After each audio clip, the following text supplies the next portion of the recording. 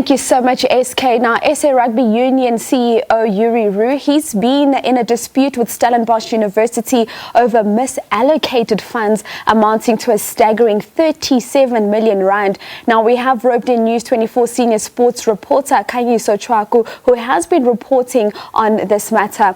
Good morning, Khanyiso. Thank you so much for joining us today on Sports and Morning Live. Morning. Now, Khanyiso, before we talk about Mr. Roux, let's just quickly touch on Dale College and how they're currently going through some trying times following the loss of two students. We did see one of them, Khanyiso, who suffered a head injury during a game against Port Rex Technical High School last weekend. And then there's also the 17-year-old Lisakanya Luana, who went missing for a couple of days and later turned out dead.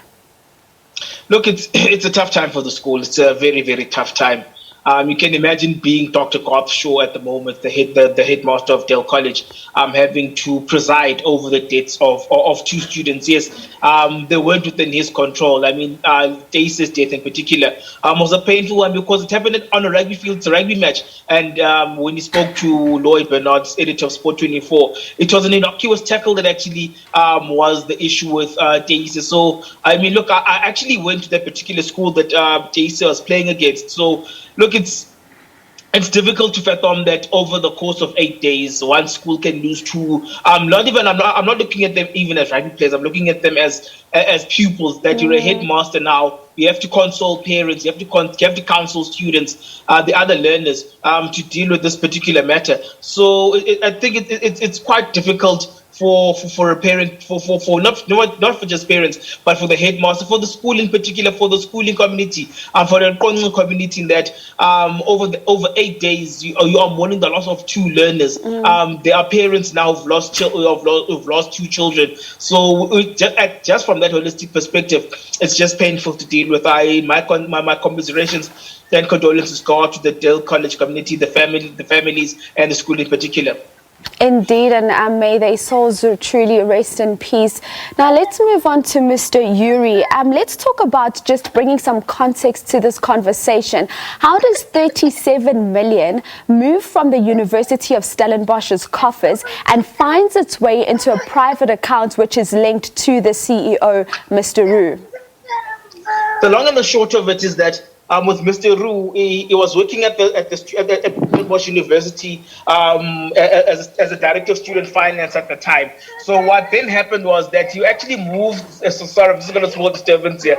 At the time, then Jurie Roux then moved the particular funds from one account to another without actually authorizing it through the Department of Student Affairs nor the dean at the time. So then it became an issue that he couldn't actually have done it without particular permission, and he went and did that without permission. So I think that's what the university is actually dealing with him at the moment. So what they've done is that the university has won 2 arbitration awards against Mr. Roux, and now in winning those arbitration awards, they've actually gone to the High Court in order to actually claim those particular funds from him. And now we talk about these protracted court cases and as well as the findings. And we have his current employer, SARU, saying that they are just going to observe this case and they're not going to make a decision until after the fact. What is your take on that? Look, I mean, it's a tough one because they haven't actually...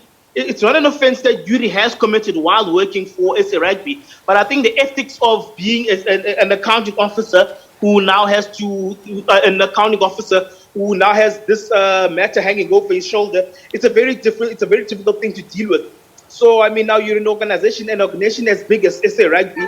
That means that now you've got a CEO who's got this cloud of 37 million hanging over his head, and it's a matter that he actually should have dealt with before he joined. Because the one thing that SA Rugby has said is that it's a matter that happened before he actually joined the company. But now it becomes difficult for SA Rugby to hold on to that particular matter now because he's now got this issue. So I mean, there's a subcommittee that SA Rugby put together, which will be meeting on the 19th to actually discuss this matter. So I think after that particular meeting, that matter will be taken forward from there. And let's just talk about this, Khanyiso. Misallocation of funds or thievery. Did Mr. Jurie steal from Stellenbosch University? And at the end of the day, is simply just paying the money back enough? Look, I think it isn't, because the money was taken without him actually having to without permission. So it actually does constitute theft and fraud. So, I mean, the one standpoint that Freaky Erasmus has made is that the money, none of that money actually went into Jurie Roux's personal account for his own personal use, which now makes things rather tricky on one side from a criminal perspective. But if we were to use an example, if Mr. Roux was a government employee, he would have actually gone afoul of the PFMA and the MFMA. So at the end of the day, it's an offence that's committed. It's a serious offence committed because money was moved without particular permission from a senior above him or anybody that was above him. So it actually makes the offence a very serious one and one that needs to be adjudicated to seriously by Rugby. Khanyiso, thank you so much for your time this morning, and we can see that you are on daddy duties with the little one there coming in and disturbing here and there. But thank you so much for your time. Do have a blessed day. Thank you very much, then. All right, that's how we wrap up the sports bulletin in this hour. That was, of course, Khanyiso Tshwaku of his News 24 senior reporter, just talking about the CEO of SARU, Mr. Jurie Roux, who's currently in a dispute with Stellenbosch University over the misallocation of funds amounting to 37 million rand. That's how we wrap it up. We take you through now.